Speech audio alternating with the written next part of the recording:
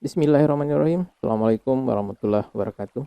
Alhamdulillah kita panjatkan puji syukur kehadirat Allah Subhanahu wa taala karena di kesempatan kali ini kita kembali bisa berjumpa untuk melanjutkan pembahasan materi kita di mata kuliah pengantar teknologi informasi. Di kesempatan kali ini kita akan masuk ke materi berikutnya, yaitu tentang pengenalan tentang berbagai aplikasi-aplikasi perkantoran yang paling umum biasa dipakai di perkantoran. Sebelum kita mulai, sebagaimana biasa bahwa eh, di absensi nanti akan ada pertanyaan-pertanyaan yang harus Anda jawab, dan pertanyaan itu berasal dari video ini dan jawabannya juga harus didasarkan pada penjelasan yang ada pada video ini. Baik, kita mulai untuk materi hari ini. Oke. Pengenalan aplikasi perkantoran. Nah, eee, jadi perangkat lunak aplikasi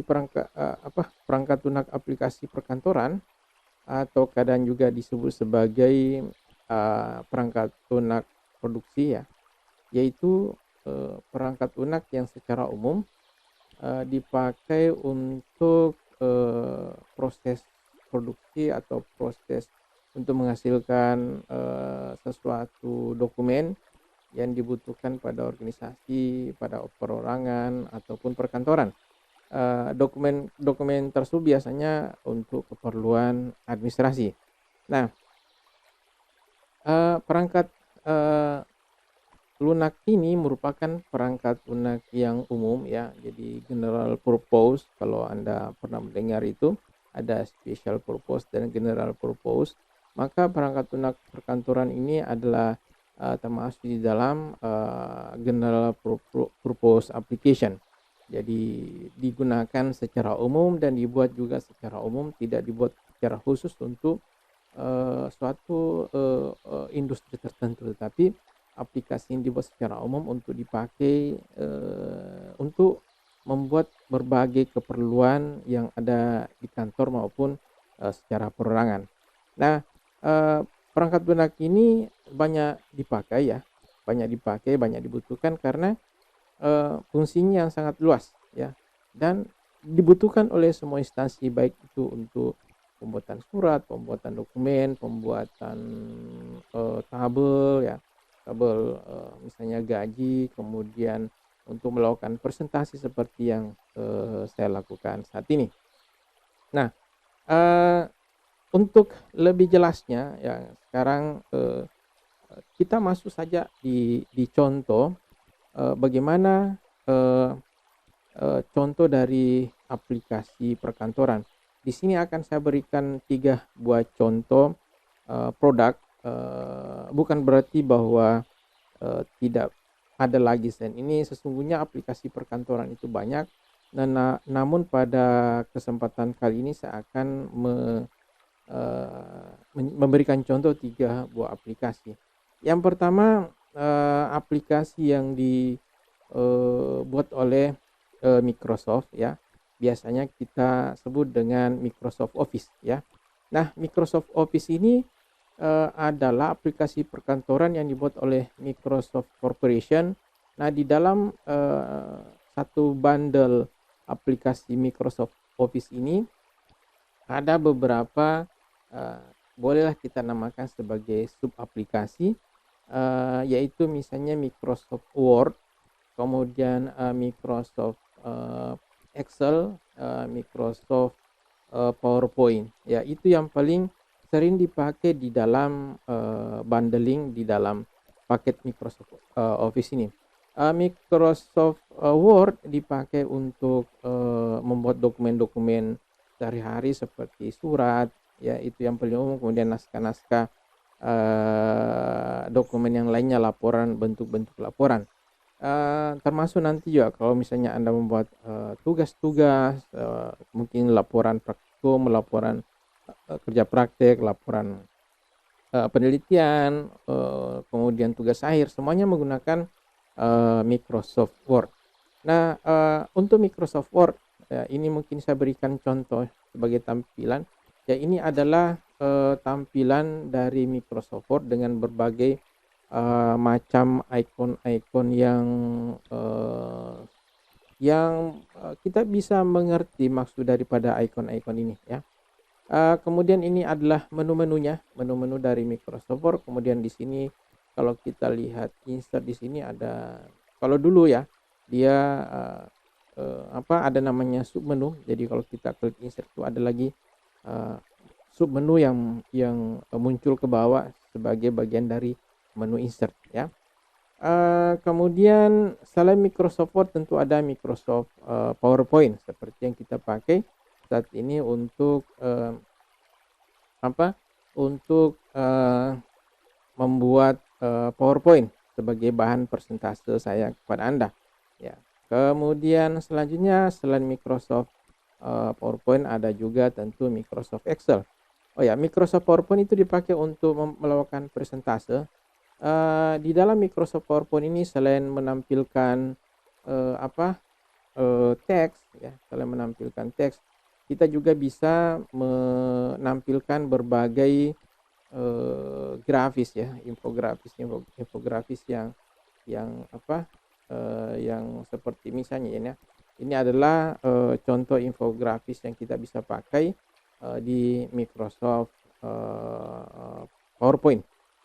Eee, ada dalam bentuk diagram pie, kemudian bar ya, kemudian ya macam-macam ya. Nanti Anda silakan explore lebih jauh. Selain bisa menampilkan grafis, juga di sini kita bisa insert eee eee, jika kita membutuhkan tabel misalnya ya, kita bisa menambahkan tabel. Kemudian teks ya, kita juga bisa menginsert video, kemudian menambahkan animasi-animasi ya, menambahkan animasi untuk misalnya mempercantik, apa, eee, mempercantik tampilan dari slide kita. Kemudian yang ketiga bagian dari Microsoft Office ini adalah Excel. Nah, Excel ini sangat tangguh di dalam membuat dokumen yang berbentuk tabel. Kita bisa melakukan berbagai operasi matematika pada Microsoft Excel ini, dan sangat apa, sangat powerful untuk menghasilkan dokumen-dokumen yang mana di dalamnya eee, butuh perhitungan yang tepat. Kalau di Microsoft Word Anda bisa membuat tabel, tetapi Anda tidak bisa melakukan rekapitulasi secara otomatis. Kalau di sini di Microsoft Excel kita bisa melakukan penyebelahan, perkalian, dan berbagai macam operasi-operasi matematika yang secara otomatis hasilnya akan terupdate jika komponen-komponen yang dihitung itu juga terjadi perubahan ya. Itu 3 jenis aplikasi yang ada di dalam Microsoft Office ya. Kemudian aplikasi yang kedua yang saya ingin perkenalkan adalah ya, ini Open Office ya. Open Office ini dulunya itu banyak diinstal di sistem operasi Linux. Ketika kita menginstal Linux ini biasanya jadi dibundling masuk ke dalam instalasi ya. Dan sistem operasi yang open source dan gratis sehingga Anda tidak perlu membayar. Beda halnya dengan Microsoft Office ini ya. Kalau ini itu bayar, dan memang kita mendapatkan tampilan yang bagus, yang sangat baik bila dibandingkan dengan dibandingkan dengan Open Office ini.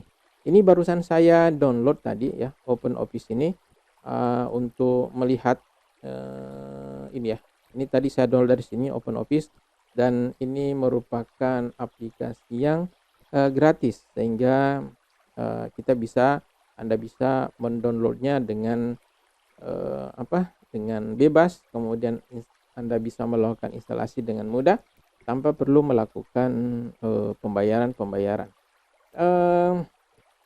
Namun karena mungkin gratisan sehingga eh, tampilannya juga tidak semewah yang ada di Microsoft Office ya. Di Microsoft, kalau misalnya, oh ya, bedanya antara Microsoft Office dengan Open Office ini, kalau Microsoft Office misalnya kita mau membuka Word, Excel dan seterusnya, itu kita harus melalui menu Windows ya. Misalnya kita ingin buka Excel, maka harus mulai dari sini ya, harus mulai dari sini. Atau misalnya Word ya, mau buka Word harus dari sini. Nah, bedanya kalau di di Open Office, kalau kita sudah buka Open Office seperti ini, maka kita bisa membuka berbagai macam jenis dokumen. Jadi dari sini ya file new, kemudian di sini ada teks dokumen, spreadsheet. Spreadsheet itu mirip dengan Excel ya, seperti ini ya. Ini adalah spreadsheet uh, apa uh, versi Excel dari Open Office. Kemudian ada juga new, kemudian presentation ya.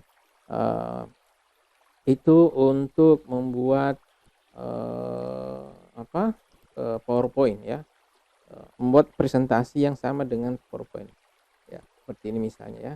Mudah-mudahan oke, ini ada, karena tadi baru install jadi belum belum semua ter tersetting dengan sempurna. Nah, ini saya kira untuk jika Anda sudah menguasai salah satu aplikasi presentasi ini, maka uh, dengan mudah Anda bisa beralih dari dari PowerPoint menjadi ke Open Office dan seterusnya ya. Kemudian dari sini selain PowerPoint dan spreadsheet, ada juga untuk database, Excel ya, HTML dan seterusnya. Jadi sebenarnya dari sisi kelengkapan sepertinya Open Office ini lebih lengkap ya. Jadi kalau Anda butuh menggambar berbagai bentuk, Anda bisa menggunakan Open Office Draw seperti ini. Oke, jadi apakah susah menggunakannya? Sebenarnya tidak ya. Kita bisa menggunakan ini dengan mudah sebab sudah diberikan berbagai macam icon atau simbol-simbol yang memudahkan kita. Seperti ini ya. Yang penting kita sudah menguasai arti bahasa Inggrisnya ya.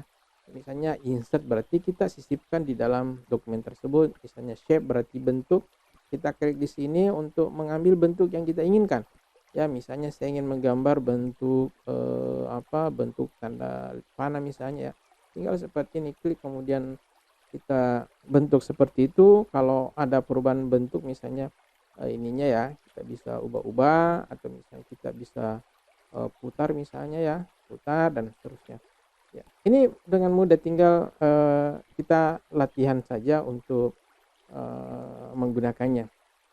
Begitu juga dengan Open Office ya. Kemudian yang ketiga, aplikasi perkantoran jenis yang ketiga yang akan saya perkenalkan adalah WPS Office. Nah, WPS Office ini tadi saya download juga gratis ya. Di tablet, di Android itu ada ya. Kalau di Android saya sering pakai. Jadi kelebihan dari WPS Office dibandingkan dengan Office ya, kelebihannya apabila kita membuat dokumen di Microsoft Office, maka ketika kita buka di WPS Office itu tampilannya menyamai, hampir lah, kalau tidak 100% ya, hampir menyamai tampilan yang ada di Microsoft Office. Beda dengan yang ada di Open Office. Kalau saya kurang tahu sekarang, tapi pengalaman saya dulu, kalau saya membuat dokumen di Microsoft Office kemudian kita buka di Open Office, maka tampilannya sedikit agak berantakan ya. Tampilannya sedikit agak berantakan. Belum terlalu kompatibel antara kedua aplikasi ya.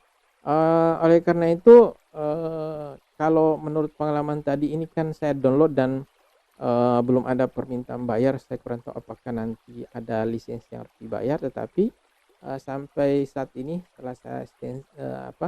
setelah saya install di WPS Office ini, belum ada permintaan untuk harus membayar. Nah, di WPS Office ini ada dokumen ya, berarti sama dengan Microsoft uh, oh ya, ini ada untuk sign in ya, uh, Microsoft Word ya, dengan berbagai template yang disiapkan. Kita lihat bagaimana ya. Terus terang untuk di versi PC, karena ini sekarang saya buka di PC, Microsoft WPS Office itu saya belum pernah pakai ya. Oh, ini tampilannya ya seperti ini. Jadi mirip-mirip lah dengan yang ada di Microsoft Office ya. Jadi pada prinsipnya itu penggunanya sama saja antara suatu Microsoft aplikasi perkantoran dengan aplikasi perkantoran yang lain. Ini adalah untuk WPS Word, versi Word dari WPS Office. Kemudian untuk versi Excel ya, ini ya saya kira konsepnya sama ya, Begitu juga dengan aplikasi untuk melakukan presentasi ya. Begitu juga. Nah, di sini ada PDF ya. Jadi bisa kita membuka PDF langsung di sini ya. Saya kalau misalnya ada PDF yang ingin saya lakukan koreksi, misalnya perbaikan coret-coret ya. Misalnya ada naskah mahasiswa yang saya ingin koreksi, memberikan koreksi di filenya, itu saya biasanya membuka di WPS Office versi Android ya. Jadi di situ saya buka, kemudian saya berikan koreksi di situ, kemudian saya simpan kembali dalam bentuk PDF dan dikirimkan kembali atau mahasiswa ambil kembali hasil koreksinya. Nah, dan itu sangat membantu. Jadi di antara ketiga jenis aplikasi perkantoran tadi, tentu masing-masing mempunyai kelebihan dan kekurangan ya. Seperti misalnya kalau Microsoft Office itu tampilannya bagus, kemudian sangat mudah digunakan. Namun tentu yang masalahnya adalah dari sisi berbayarnya. Namun apabila Anda mempunyai uang yang cukup ya, sebaiknya Anda mendapatkannya. Kemudian untuk Open Office dari sisi kelengkapan lengkap, cuma dari sisi tampilannya yang kurang impress bagi kita. Untuk WPS ya, karena saya tidak terlalu sering pakai, terutama yang saya pakai hanya untuk membuka PDF dan melakukan memberikan koreksi-koreksi di PDF. Maka pengalaman saya untuk menggunakan pembuatan dokumen, spreadsheet dan presentation itu di WPS belum ada. Namun saya pikir dan saya yakin bahwa konsepnya tidak terlalu jauh beda dengan apa yang dilakukan di Microsoft Microsoft Office. Dan WPS Office itu tersedia di di sini, di apa lagi namanya ya. Jadi ini adalah kalau kita di Android itu kita mengenal Play Store. Nah, di Windows 10 itu ada Microsoft Store. Nah, di sini kita bisa cari WPS Office ya. Ini ya, WPS Office. Nah, bagi Anda yang menggunakan Windows 10, Anda bisa mencobanya dengan mencari di sini. Tadi saya juga carinya di sini dan dan saya downloadnya di sini ya. Ini this product is installed. Kemudian untuk menjalankannya tinggal di sini ya. Apakah bisa saya jalankan melalui menu window WPS? Oh, ada ya. Saya bisa jalankan juga dari sini. Ya, harusnya memang begitu. Saya kurang tahu apabila Windows Anda bajakan ya. Apakah ada atau tidak, saya kurang tahu, bisa atau tidak ya. Kalau yang jelas kalau ada Windows Anda berlisensi ya, maka Anda bisa mendapatkan WPS Office seperti yang saya sudah install di sini. Jadi seperti itu kira-kira bagaimana penjelasan untuk materi aplikasi perkantoran ya. Saya tidak jelaskan seperti yang ada di slide ini. karena ini hanya pengenalan bukan cara menggunakannya ya. Jadi ini jenis-jenisnya. Oh ya, untuk Microsoft Access ada kurang satu yang saya jelaskan ya. Kalau Microsoft Word untuk eh, penggunaannya apa saya sudah jelaskan tadi. Kemudian untuk Microsoft Access itu bisa dipakai untuk membuat database. Dan tapi saya lihat kecenderungan mahasiswa untuk menggunakan Microsoft Access sebagai database itu tidak banyak ya. Karena kalau ketika dulu banyak mahasiswa yang membuat aplikasi menggunakan Visual Basic, biasanya mereka menggunakan Microsoft Access sebagai database-nya ya. Kalau penggunaan sehari-hari sebenarnya di Microsoft Access itu jarang ya. Kurang tahu di luar negeri ya. Kemudian ada Microsoft Publisher ya untuk membuat pengumuman atau membuat iklan, kemudian InfoPad untuk ya pengelolaan bisnis, Microsoft Outlook untuk mengelola email ya. Ya samalah dengan Gmail, aplikasi Gmail yang ada di Play Store. Oh ya, ini Open Office ternyata ada penjelasannya di sini ya. Jadi saya sudah jelaskan tadi. Open Office itu untuk perangkat perkantoran sama dengan Microsoft Office. Kemudian selanjutnya ya, ini ada beberapa komponen dari Open Office ya. Saya sudah jelaskan tadi yang writer untuk sama dengan Word, kalkulator sama dengan apa? Excel, Impress untuk PowerPoint ya, dan seterusnya. Kemudian ini adalah fungsi-fungsi yang ada di setiap di word processing ya untuk Microsoft Word ya. Nanti silakan Anda oh ya, untuk untuk aplikasi word processor atau pemrosesan kata seperti Microsoft Word, kemudian Microsoft Open Office dan WPS Office ya, itu Anda harus menguasainya dengan baik ya, menguasainya dengan baik.